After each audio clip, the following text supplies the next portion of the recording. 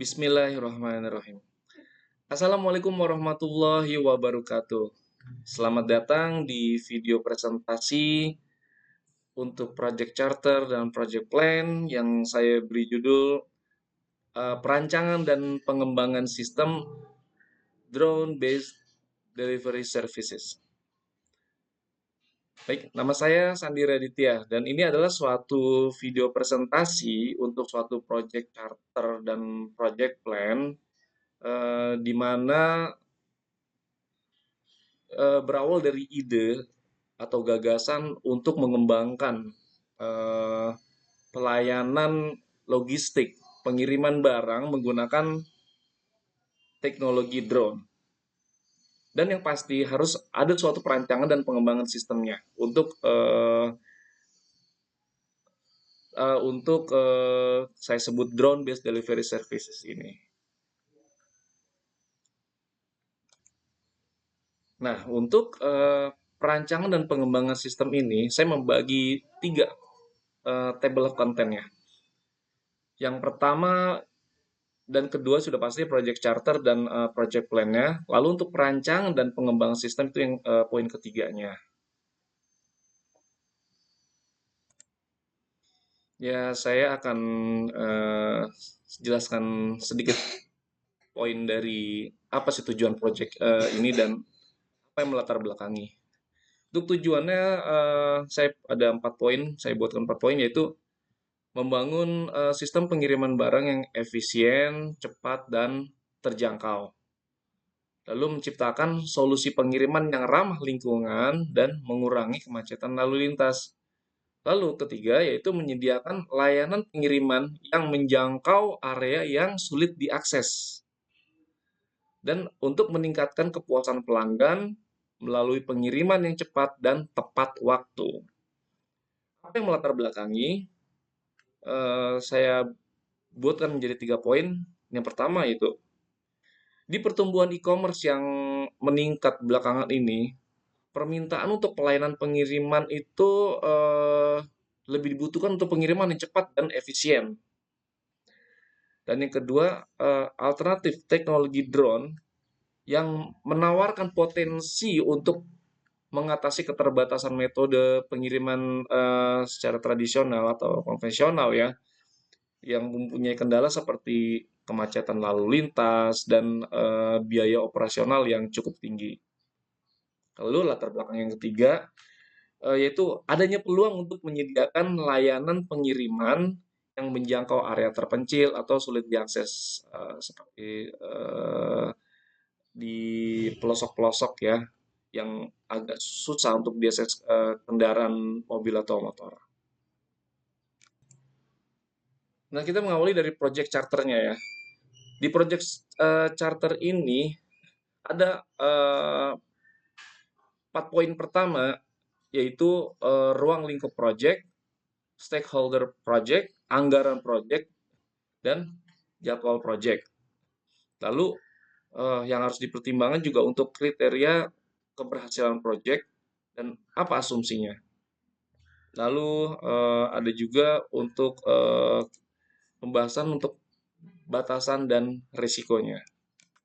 Yang pertama untuk ruang lingkup project. Di ruang lingkup project ini in scope-nya itu ada 6, yaitu pengembangan platform perangkat lunak atau software untuk manajemen drone, perencanaan rute, dan pelacakan pengiriman yang bisa dilakukan secara real time. Lalu yang kedua adalah pengadaan dan pemeliharaan armada drone atau ya perangkat drone itu sendiri yang menjadi perangkat utama yang sesuai dengan kebutuhan operasional. Lalu ada lagi pengembangan infrastruktur pendukung seperti stasiun pengisian daya dan pusat kendalinya. Dan tidak lupa hal yang penting yaitu pengurusan perizinan dan kepatuhan terhadap regulasi penerbangan yang sudah berlaku atau yang sudah ditetapkan. Lalu ada lagi in scope untuk ruang lingkup proyeknya itu yaitu pelatihan dan dibutuhkan sertifikasi untuk pilot drone-nya sendiri. Dan ada juga untuk pengembangan aplikasi mobile, ini lebih ke tools untuk user ya. Jadi untuk user itu bisa ya bisa bisa ngobrol atau bisa chat. Maksud saya di aplikasi itu ada fitur chat yang bisa berinteraksi antara user dan adminnya. Lalu yang kedua untuk stakeholder project.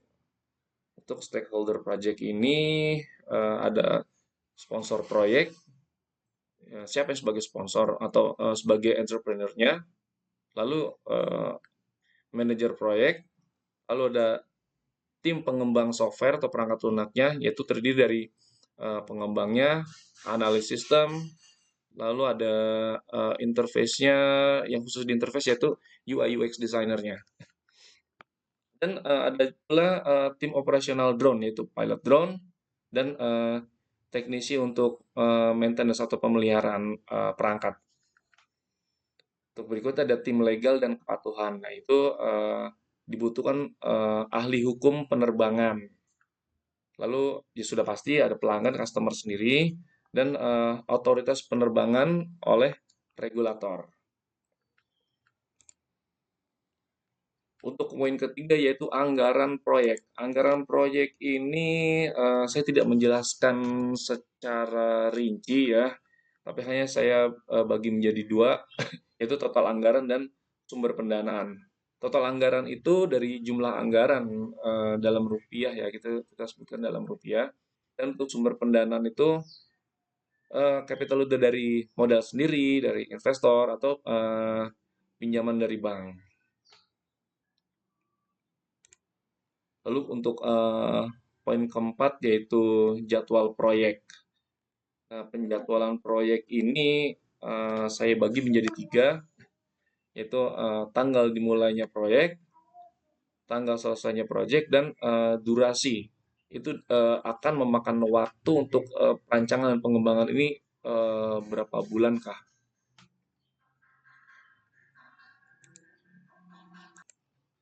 Berikutnya dua faktor penting yang tetap harus diutamakan juga, yaitu kriteria bagaimana keberhasilan proyek ini dan asumsinya. Untuk kriteria keberhasilan proyek itu harus dilihat dari sistem pengiriman. Ini sistem pengiriman drone itu beroperasi harus dengan lancar dan efisien. Dan untuk jumlah pengiriman per hari mencapai target yang ditetapkan. Jumlah pengiriman itu ya sudah termasuk kapasitas angkut ya. Lalu untuk tingkat kepuasan pelanggan itu mencapai target yang sudah ditetapkan juga oleh manajemen. Dan proyek selesai itu harus sesuai anggaran dan jadwal yang telah ditetapkan. Lalu yang terakhir ini untuk kriteria keberhasilan proyek itu poin pentingnya adalah kepatuhan. Kepatuhan terhadap semua regulasi penerbangan yang berlaku.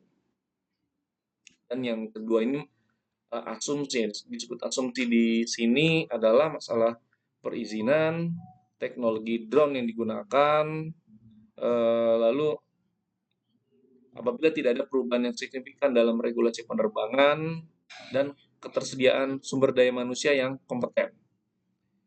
Untuk perizinan itu dari otoritas penerbangan dapat diperoleh pada saat proyek ini juga baru mulai untuk perancangannya. Dan teknologi drone yang digunakan yang stabil dan dapat diandalkan.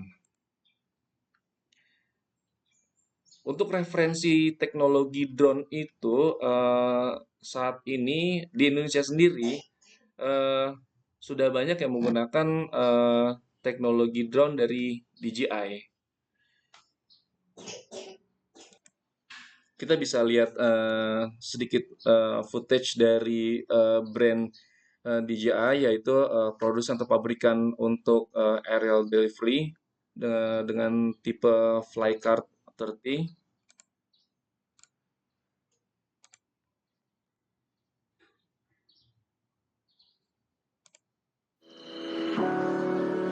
Delivery to remote locations has always been difficult, inefficient, and perilous. Today, we bring you a brand new possibility. Introducing DJI Flycart 30, an aerial delivery drone. Flycart 30 is designed for efficient cargo transportation, carrying a max payload of 30 kilograms with dual batteries, a delivery range of 16 kilometers, and a max speed of 20 meters per second. Delivery is now simple and efficient, no longer restricted by physical geography. Flycart withstands extreme situations and handles difficult operations, allowing you to confidently deliver to harsh environments. Itu tadi footage dari DJI yang bisa menjadi alternatif untuk teknologi drone yang bisa dipilih untuk project ini. Dan berikutnya saya akan bahas batasan dan risikonya. Batasan di sini adalah masalah keterbatasan wilayah operasional sesuai dengan regulasi penerbangan. Lalu keterbatasan berat dan dimensi barang yang dapat dikirimkan oleh drone itu maksudnya adalah maksimum kapasitinya atau kapasitas maksimum yang bisa diangkut. Lalu yang tidak kalah penting yaitu keutamaan untuk di faktor keterbatasan, yaitu keterbatasan kondisi cuaca yang sangat-sangat mempengaruhi operasional drone ini untuk terbang mengangkut barang. Lalu untuk poin resiko, apa saja resikonya? Ada resiko teknis, sudah pasti itu resiko teknis itu terkait dengan operasional drone, misalnya kegagalan sistem atau bahkan kecelakaan jatuhnya perangkat drone. Lalu resiko regulasi. Nah, ini terkait dengan perubahan kebijakan penerbangan. Lalu ada risiko keamanan yang terkait dengan masalah pencurian drone atau barang yang dikirimkan rusak, hilang, atau kerusakan drone juga. Lalu ada risiko persaingan. Nah, risiko persaingan ini yang mungkin terjadi disebabkan kondisi di pasar atau dengan kompetitor yang running bisnis di bidang yang sama, yaitu di drone delivery system ini.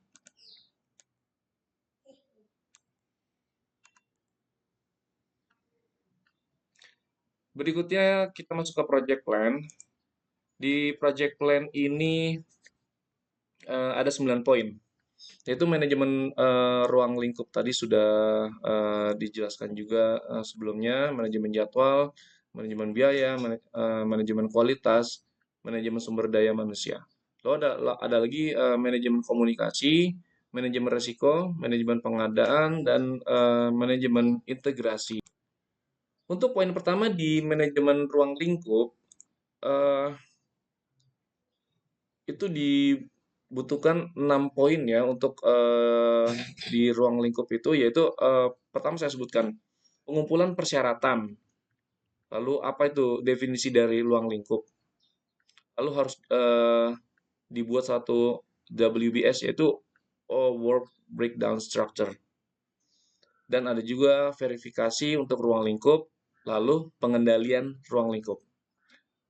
Nah, pengumpulan persyaratan. Pengumpulan persyaratan di manajemen ruang lingkup itu untuk mengumpulkan persyaratan dari stakeholder, pelanggan, dan tim inti, dan tim legal juga, ya untuk memastikan sistem ini mempengaruhi dan bisa memenuhi kebutuhan dari stakeholder, pelanggan, tim operasional, dan tim legal. Dan definisi dari ruang lingkup sendiri yaitu mendefinisikan secara rinci apa yang termasuk dan tidak termasuk dalam proyek. Lalu untuk pembuatan work breakdown structure, yaitu untuk memecah proyek menjadi tugas-tugas yang lebih kecil dan terkelola dengan baik. Ada pula verifikasi ruang lingkup untuk memastikan bahwa semua deliverable proyek sesuai dengan persyaratan yang telah ditetapkan. Yang terakhir, pengendalian ruang lingkup. Pengendalian ruang lingkup ini untuk mengelola perubahan ruang lingkup. Jadi ruang lingkup proyek untuk menghindari scope creep. Lalu ada manajemen jadwal. Manajemen jadwal itu untuk definisi aktivitasnya harus mengidentifikasi semua aktivitas yang diperlukan untuk menyelesaikan proyek. Lalu ada bagaimana urutan aktivitasnya, urutannya logis dari aktivitas-aktivitas tersebut. Lalu ada estimasi untuk durasi aktivitas, timeline. Ini berarti bicaranya timeline yang memperkirakan waktu yang dibutuhkan untuk menyelesaikan setiap aktivitas. Itu nanti akan dibuatkan roadmap-nya. Lalu untuk pengembangan jadwal. Untuk pengembangan jadwal ini, jadwal proyek yang realistis dengan mempertimbangkan ketergantungan antar aktivitas dan ketersediaan sumber daya. Lalu ada pengendalian jadwal yang bisa memantau dan mengendalikan jadwal proyek untuk memastikan proyek selesai tepat waktu. Lalu berikutnya ada manajemen biaya. Manajemen biaya ini ada perencanaan sumber daya, ada estimasi biaya, lalu ada penyusunan anggaran dan pengendalian biaya. Yang poin keempatnya yaitu manajemen kualitas. Di sini sangat penting ya manajemen kualitas untuk perencanaan kualitas, penjaminan kualitas, dan pengendalian kualitas. Perencanaan kualitas itu yang menentukan standar kualitas yang harus dipenuhi oleh proyek. Kalau penjaminan kualitas itu dengan melakukan aktivitas untuk memastikan bahwa proyek memenuhi standar kualitas yang telah ditetapkan. Untuk pengendalian kualitas, selain dijamin harus dikendalikan juga. Dan itu bagaimana memantau dan mengendalikan kualitas proyek untuk mengidentifikasi dan memperbaiki masalah kualitas. Lalu poin kelima, manajemen sumber daya manusia.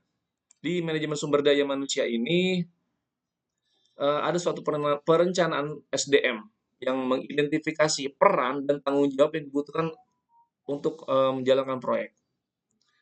Diawali dengan proses rekrutmen dan seleksi. Lalu ada pengembangan tim yang memberikan pelatihan dan pengembangan kepada anggota tim sebelum merancang sistem dan perangkat lunaknya. Dan sudah pasti harus ada suatu manajemen tim yang mengelola kinerja tim dan memotivasi anggota tim untuk bisa mencapai tujuan dari proyek. Yang keenam adalah manajemen komunikasi. Manajemen komunikasi itu perencanaan komunikasi yang menentukan bagaimana informasi akan dikomunikasikan kepada stakeholder proyek.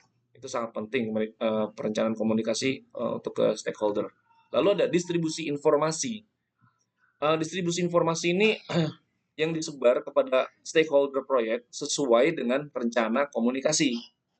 Dan ada pengelolaan harapan stakeholder yang mengelola harapan stakeholder proyek untuk memastikan mereka itu memahami kemajuan proyek dan risiko yang mungkin terjadi. Lalu untuk manajemen risikonya sendiri, yang pertama harus diidentifikasi risikonya yang mungkin mempengaruhi proyek apa saja itu risiko-risikonya, dan menganalisis risiko. Bagaimana dampak dan kemungkinannya dari setiap risiko ini. Lalu perencanaan untuk respon risiko. Ya, risiko terus harus direspon untuk mengembangkan rencana untuk mengatasi risiko-risiko yang telah diidentifikasi di awal. Dan pengendalian risiko untuk memantau dan mengendalikan risiko proyek untuk bisa memastikan tidak mempengaruhi keberhasilan tujuan dari proyek ini. Lalu ada manajemen pengadaan dan manajemen integrasi. Untuk manajemen pengadaan, mohon maaf saya bagi menjadi 3, yaitu perencanaan pengadaan, pelaksanaan pengadaan, dan pengendalian pengadaan. Perencanaan itu menentukan barang yang perlu dibeli, apa jasa yang perlu yang perlu dibutuhkan untuk dalam proyek ini. Lalu melakukan proses pengadaan dengan mendapatkan barang, dan pengendalian pengadaan itu untuk mengelola kontrak dengan vendor, itu salah satu contohnya. Lalu yang terakhir itu manajemen integrasi. Nah, untuk manajemen integrasi ini di pengembangan proyeknya, maksud saya di pengembangan proyek charter ini itu membuat dokumen yang mengotorisasi proyek. Dan untuk pengembangan project management plan atau project plan-nya, itu membuat dokumen yang mendefinisikan bagaimana proyek akan dikelola. Lalu pengarahan dan pengelolaan pekerjaan proyek. Itu melaksanakan pekerjaan proyek sesuai dengan project plan. Dan untuk pemantauan dan pengendalian proyek, itu untuk memantau dan mengendalikan kemajuan proyek. Progresnya sudah sampai mana, seperti itulah. Untuk pengendalian perubahan terintegrasi, itu mengelola perubahan proyek untuk memastikan apakah ada perubahan atau tidak, dan apakah itu mempengaruhi keberhasilan proyek atau tidaknya. Lalu yang terakhir itu untuk penutupan proyek, itu yang menyelesaikan semua aktivitas proyek dan mendokumentasikan hasil dari proyek. Lalu yang berikutnya, kita masuk ke perancangan dan pengembangan sistem. Di perancangan dan pengembangan sistem terbagi menjadi 7, yaitu arsitektur sistem, komponen sistem, teknologi yang digunakan, proses pengembangan, faktor keamanan, skalabilitas, dan sisi keberlanjutannya atau sustainability. Untuk arsitektur sistem,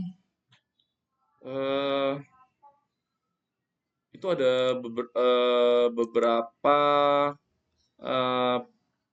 poin pendukung di arsitektur sistem ini, yaitu front end, back end, dan infrastruktur untuk database juga. Untuk front end-nya menggunakan React, dan untuk back end-nya menggunakan Node.js dan Python programming. Front end ini untuk aplikasi web base ya, untuk administrator dan staf operasional, dan juga aplikasi mobile-nya untuk pelanggan. Lalu untuk back end-nya itu API untuk komunikasi antara front end dan database. Lalu database sendiri untuk penyimpanan data. Lalu ada modul perencanaan rute yang menggunakan algoritma optimasi rute. Lalu ada modul manajemen drone untuk mengelola status dan lokasi drone. Lalu ada modul untuk pelacakan pengiriman. Ini dapat memberikan informasi real time kepada pelanggan. Dan infrastrukturnya itu yaitu server untuk hosting aplikasi dan database, jaringan untuk komunikasi antara drone, server, dan perangkat mobile, dan stasiun pengisian daya, yaitu untuk charging drone-nya sendiri. Dan untuk di database-nya itu yang digunakan yaitu PostgreSQL dan Mongo Database. Untuk cloud platformnya digunakan Amazon Web Services, Google Cloud Platform, dan Microsoft Azure. Untuk komponen sistem yang dibutuhkan itu tadi saya sebutkan aplikasi web untuk administrator dan aplikasi web untuk staf operasional. Untuk aplikasi web administrator itu untuk manajemen pengguna, manajemen drone, manajemen lokasi, dan untuk report. Manajemen pengguna itu untuk menambah, mengedit, menghapus proses CRUD. Lalu untuk manajemen drone untuk sama juga untuk CRUD juga, dan manajemen lokasi pun sama, tapi dengan tambahan untuk menghapus lokasi pengiriman. Untuk laporannya itu report yang menghasilkan laporan tentang pengiriman, kinerja drone, dan lain-lain. Untuk aplikasi web untuk staf operasional, yaitu untuk penerimaan order, menerima order pengiriman dari pelanggan, Itu penjadwalan pengiriman, yang menjadwalkan pengiriman berdasarkan ketersediaan drone dan lokasi pengiriman. Dan pemantauan pengiriman maksud saya. Pemantauan pengiriman ini untuk memantau status pengiriman secara real time. Dan manajemen masalah. Manajemen masalah yang menangani masalah yang mungkin terjadi selama pengiriman. Lalu ada aplikasi mobile untuk pelanggan. Yang sudah pasti pelanggan membutuhkan suatu aplikasi mobile ini untuk pemesanan pengiriman, pelacakan pengiriman, notifikasi tentang status pengiriman, dan pembayaran atas pelayanan ini dengan beberapa metode untuk pembayarannya maksud saya.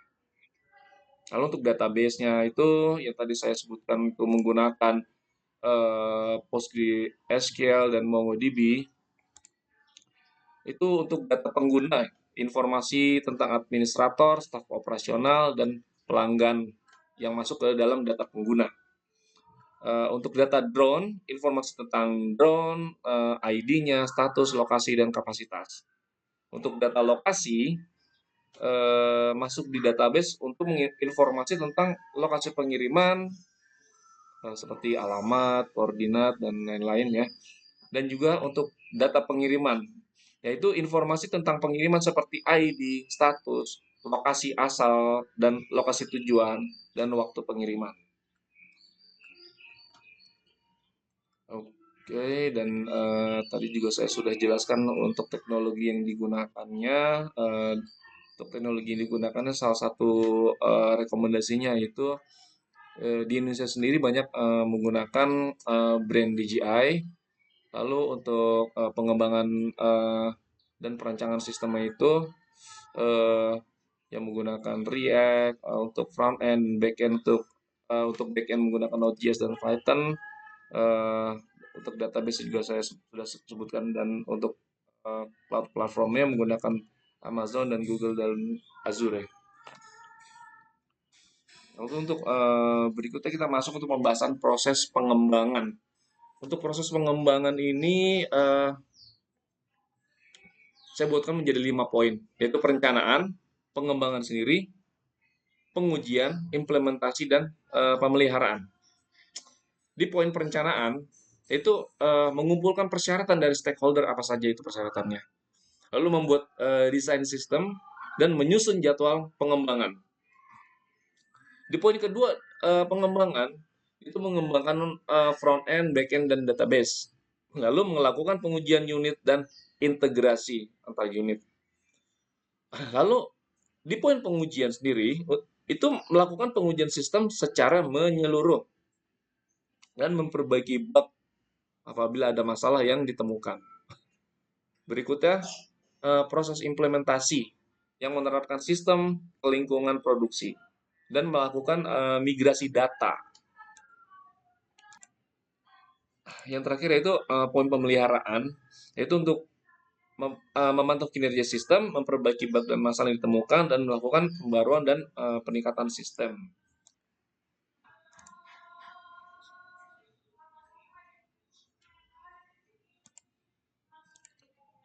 Untuk di poin keamanan, poin keamanan ini terdiri dari 4 poin, yaitu autentikasi dan otorisasi, yang untuk memastikan hanya pengguna yang berwenang dan dapat mengakses dalam sistem. Lalu untuk enkripsi data, untuk mengenkripsi data ini data sensitif dan untuk melindungi dari akses yang tidak sah, seperti hacker dan lain-lainnya. Lalu untuk keamanan jaringannya itu mengamankan jaringan untuk mencegah serangan dari luar. Berikutnya yaitu untuk keamanan fisik, yaitu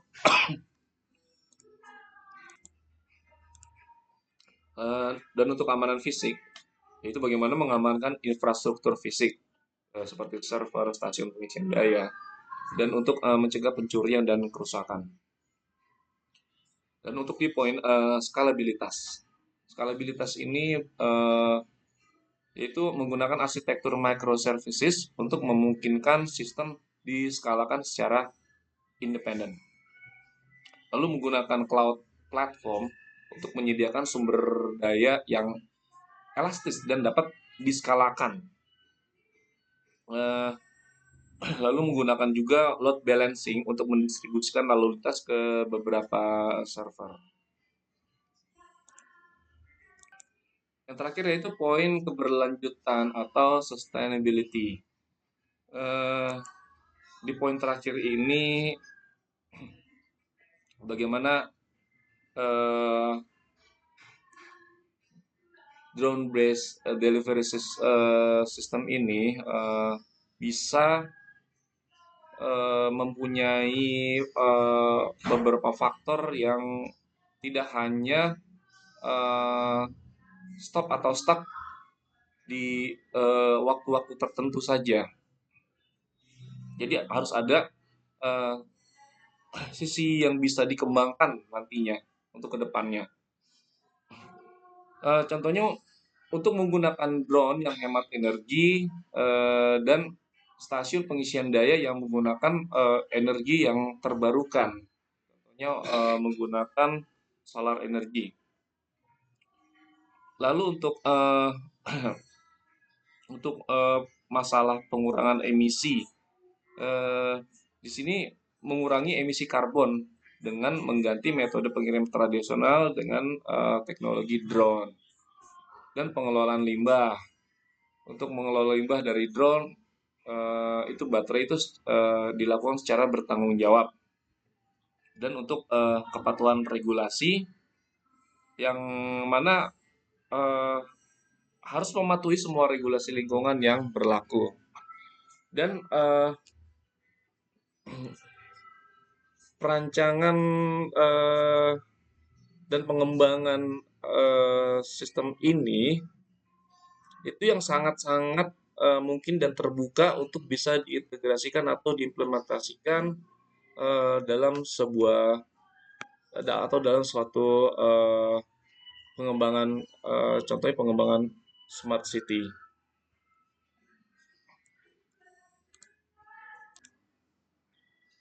Yang terakhir inilah presentasi dari project charter dan project plan untuk ide perancangan dan pengembangan sistem drone based delivery services. Dan terakhir tidak lupa terima kasih banyak kepada Bapak Dr. Ucuk Darussalam STMT yang mana beliau ini selaku dosen penguji dan mensupport untuk membuat suatu perancangan dan pengembangan sistem. Terima kasih banyak Pak Ucuk. Demikian video presentasi yang bisa saya buatkan. Dan untuk teman-teman yang menyimak, apabila ada kekurangan dan masukan untuk video presentasi ini, silakan kasih info, dikasih masukannya di kolom komentar mungkin ya. Terima kasih banyak. Assalamualaikum warahmatullahi wabarakatuh.